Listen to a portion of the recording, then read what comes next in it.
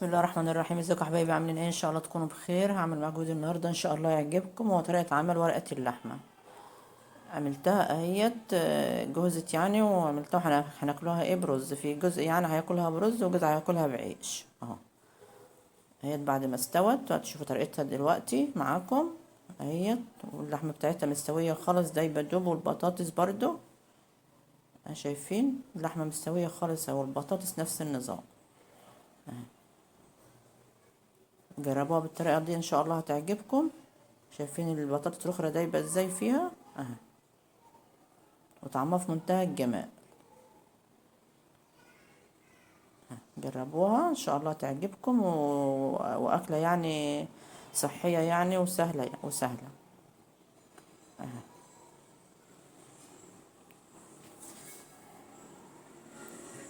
اللي عايز ياكلها بعيش ياكلها، واللي عايز ياكلها برز بياكلها. معايا بقى كميه من البطاطس على قد الورقه اللي هتعملها. هنعمل ورقتين رسمتهم كبار. معايا بهارات لحمه، فلفل اسمر، ملح،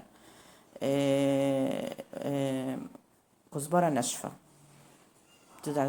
تدعكهم في بعض كده عشان ياخدوا من بعض. وده ورقتين كرفس يعني، او عودين تلات اربع عودين كرفس. ده طعم وريحه حلوه الكرفس. معايا بقى برضو كميه دهنه يعني.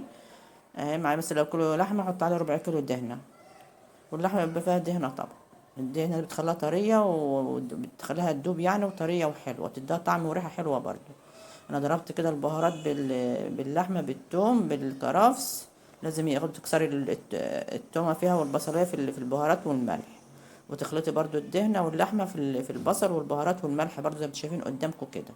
وتحطي بقى عليه البطاطس برضو، تخلطيهم كلك ببعض برضو.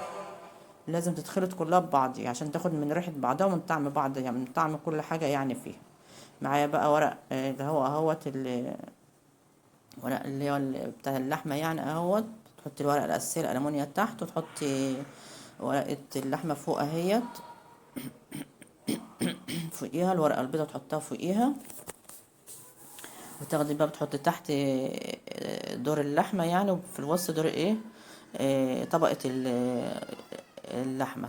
تحت طبقة بطاطس، وفي الوسط طبقة اللحمة، وفوق طبقة ايه بطاطس برضو بالخلطة بتاعتها بالبصل بكل اها. بتلفي بقى الورقة ديت اهيت كده اهوت مع بعضيها. الاول تيجي لابسة عليها ورقة ايه الالومنيا. دي ورقة اللحمة البيضة دي تلفها فيها كده اهيت، تحط عليها ورقة الالومنيا اهي. جربوها بالطريقة دي هتعجبكم ان شاء الله. احنا بابانا اللي بيلفها عشان بيعرف يحكمها كويس عني يعني. جربوها هتعجبكم ان شاء الله اهيت. وتحطها بقى في صينيه، عشان لو نزل منها مفروض ما ينزلش منها ما تحطها في طبقه محكمه من الالومنيا يعني ورقه اللحمه، عشان ما ينزلش منها الميه بتاعتها الصوص بتاعها، وتديها طعم حلو. والصوص ده هو اللي بيخليها تبخر جو وتستوي مع نفسها.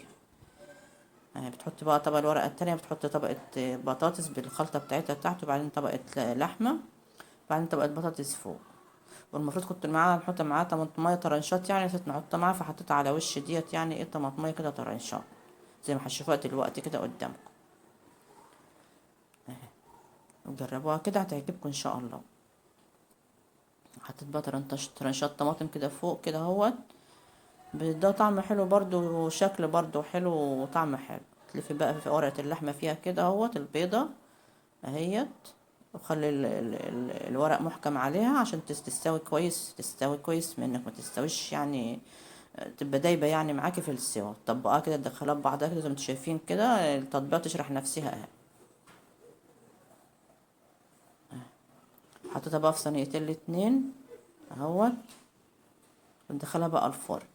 تحطيها بقى في الفرن ساعتين، ساعتين ونص كده اهوت. وعلى تخليها اول ما تسمعي صوتها في الغليان يعني، هتطلع على نار هادية بقى. تولعي الفرن تخليه تحميه خالص، وعلى ما تغلي توطي بقى عليها النار، وسيبها ساعتين تلاتة زي ما انت عايز عشان تبقى دايبة معاكي. واستوت اهي وطلعتها اهي اهي، مستوية خالص ودايبة خالص اهي. شايفين اللحمة مستوية خالص، والبط مستوية خالص، سخنة خالص، مش عارفة نفرغها يعني. كنت عاملة معاها رز بقى اهيت. بتعملي بولة كده وتقلبيه في الطبق تقديم اهي. طلعي بقى معاه بطاطس بقى ولحمة من الورقة يعني وكده، وتاكلي بيها. وتاكلي بقى مع مخلل، تحطي مع مخلل ليمون، خيار اللي انت عاملاه في البيت او هتشتريه، بس انا بنعمل كل مخللاتي في البيت. تحط معاه خيار، طبق سلطة كده يعني، طحينة بيضة.